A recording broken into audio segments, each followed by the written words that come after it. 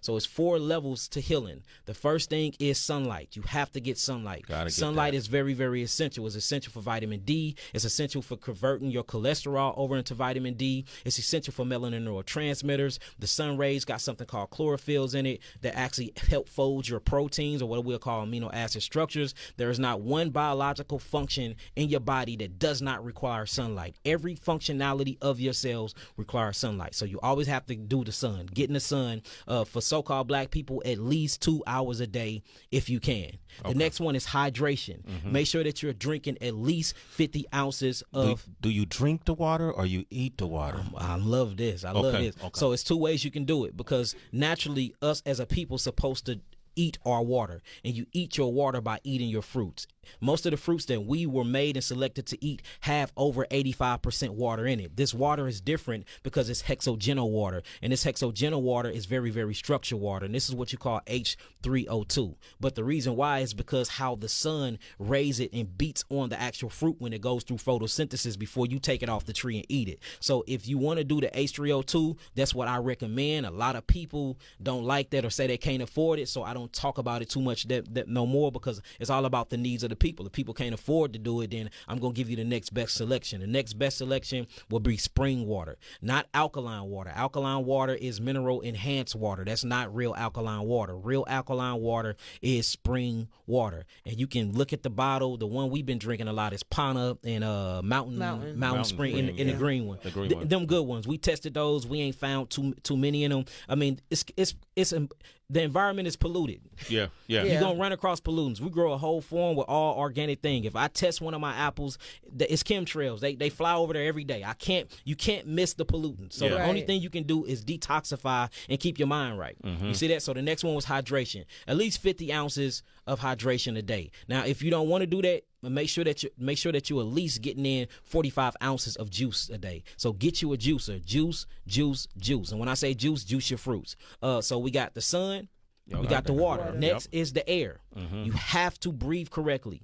98% of the so-called black community do not know how to breathe. A lot of us are mouth breathers. Mouth breathing messes up your bone structures. Mouth breathing bring in bacteria inside your mouth that you don't need. Mouth breathing actually bring up the nitrates in your bloodstream. Bacteria, when you look at the bacteria that's inside the body from mouth breathing, the bacteria is associated with your decomposing bacteria. These are bacteria that like to decompose and break down your cells. So technically, being a mouth breather and not breathing properly or getting an adequate amount of oxygen in the bloodstream to exchange, oxygen for carbon dioxide by way of hemoglobin, or what you'll call iron phosphate, this actually shorten your lifespan. So not knowing how to properly breathe take 10 years from your life. Can you demonstrate how to properly breathe? Yeah, so you breathe in through your nasal passage, you breathe out your mouth. So a correct breath, and it's supposed to be a timely breath. So a real breath supposed to be down to 70. Your heart's supposed to literally get to 70 to 80 beats per minute. That's a true breath. So you breathe in. When you breathe in, your stomach comes out. So when you breathe, your gut comes out. A lot of people do reverse breathing, where they breathe in and their stomach go in. That's an incorrect breath. So when you breathe, your stomach go out. Hold it. 1, 2, 3. Then you exhale through the actual mouth. This is called diaphragmatic breathing, because it's a diaphragmatic muscle that actually elongates the lungs and bring it back in. So then you breathe out.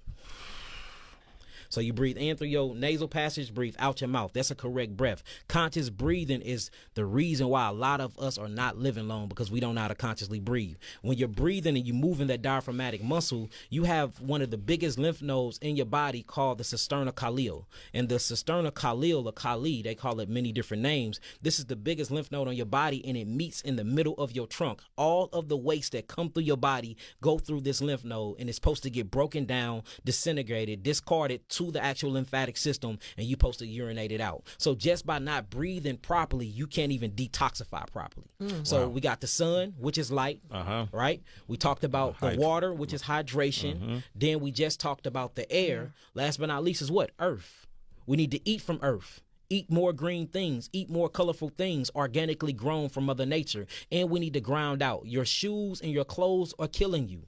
Half the stuff we wearing got polyester in it, which is going to mess up your electrical magnetic frequency and bring down your hertz. The more your hertz go down, the more you're prone to so-called diseases. So make sure that you're wearing as much cotton as possible, especially when you come up towards your heart.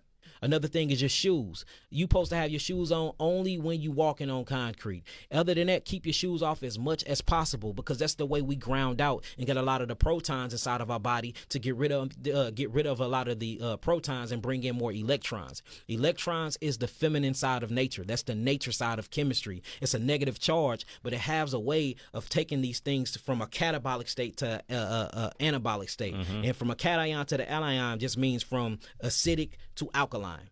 And you get that just by taking your shoes off. Go hug a tree. It's something called nature deficiency order, where you stay away from nature too long and you will get depressed and you actually get sick. And they took some orphans that was going through these psychological depression changes. They took them to nature for 2 weeks and they didn't have the suicidal thoughts no more. They regained their consciousness. They had purpose. Their imagination came back. They was loving on each other again. So that's one. So we talking about the sun.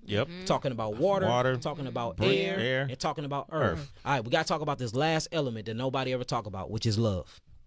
Love is the most nutritional ingredients on earth. Love. And there's a lot of different scholarly articles talking about these things, where they went to an orphanage and they took 2 orphanages and put them together. One orphanage, they gave them good food, they gave them good nutrition, they gave them good water, they gave them TVs, they gave them everything, but they did not give them any type of physical affection. They didn't spend no time with them, but they gave them the best environment to actually thrive in. And then they took another one that didn't have none of these nutritional things, but they spent time with them, they rocked them to bed, they read them bedtime stories, and they made sure they hugged them for at least 5 minutes a day. Guess who came out more nutrition? Not the ones who ate the good food or drank the good water. It was the ones that was living poor but had their mothers and fathers by their side. They built more amino acid structures and they had more cellular integrity than the ones that had the good food. So the last ingredients is always love. That's your number one nutrition. Round of applause, man.